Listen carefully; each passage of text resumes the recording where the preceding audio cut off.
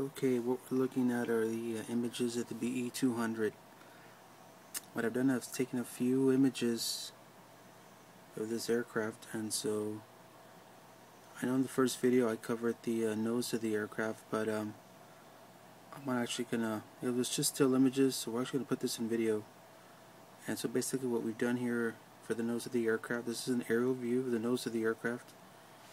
It's to scale, so you can see it's 12 inches. We've taken the first 12 inches of the nose, and we have our guide there, about a foot, and we've actually put this on paper. What I've done is I've printed the nose of the aircraft on paper, and we're going to verify that it specs out to what we have it here on our image.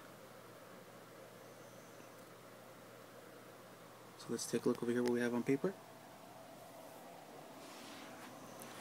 And this is, let me turn that on, there we go. So, this is the nose of the aircraft.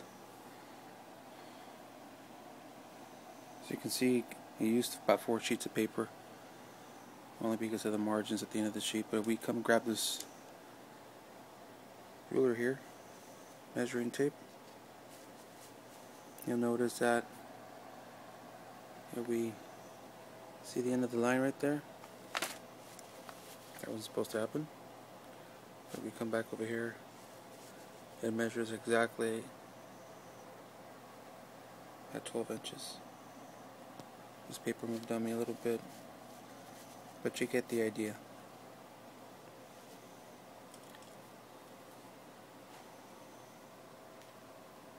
Right here should measure about, let's align these guys. They're not taped yet. Eventually all these will be taped. They're not taped yet though. They all have a little bit above quarter-inch margin, almost half an inch. So we come look at that. It's about 6.5 inches across. We come look at this line over here. We'll select the line. Let's look at our measurement and look at that. 6.65 inches. Let's take a look over here.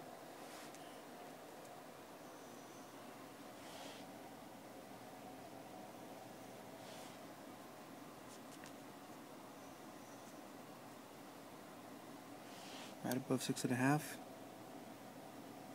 There's 6.5. There's 6 7/8. So about 6 5/8. Pretty much on the money.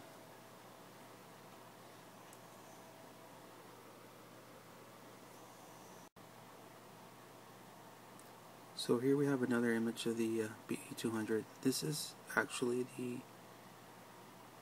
fuselage of the plane. This is looking at the nose section. That we cut off the nose of the section of the plane, and we're looking straight at it. This is what you would see. Of course, it's rounded at the edges. It's going to be rounded at the top, as we see here. These are just guidelines, because eventually we'll have this piece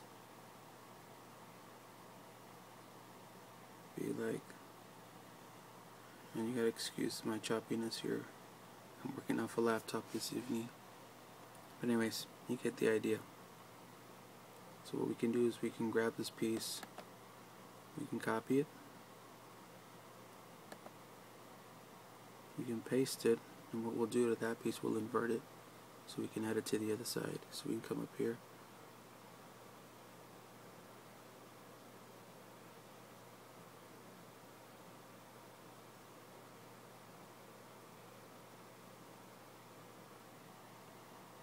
there we go.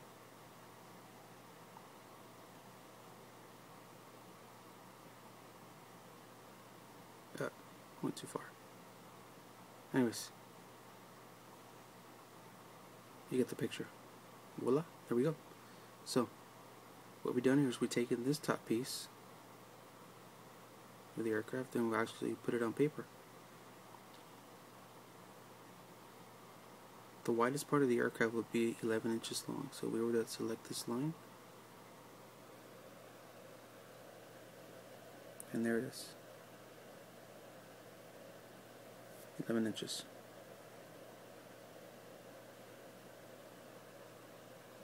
Just a little out of focus.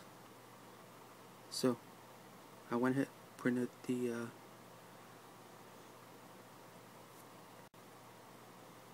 so now what I've done is I printed this piece up here.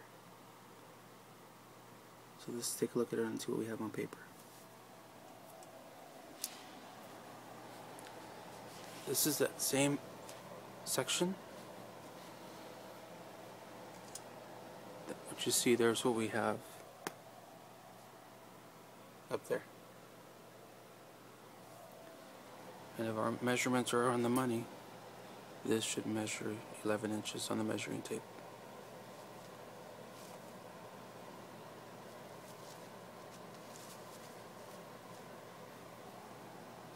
And it moved on me. Again, it's not taped just yet. I should tape this. And lo and behold, look at that. I'll tape these eventually, but we have the 11 inches.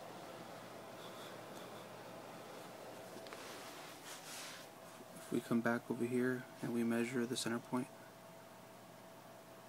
that center point should measure 4.5 inches according to scale. There we go, 4.5.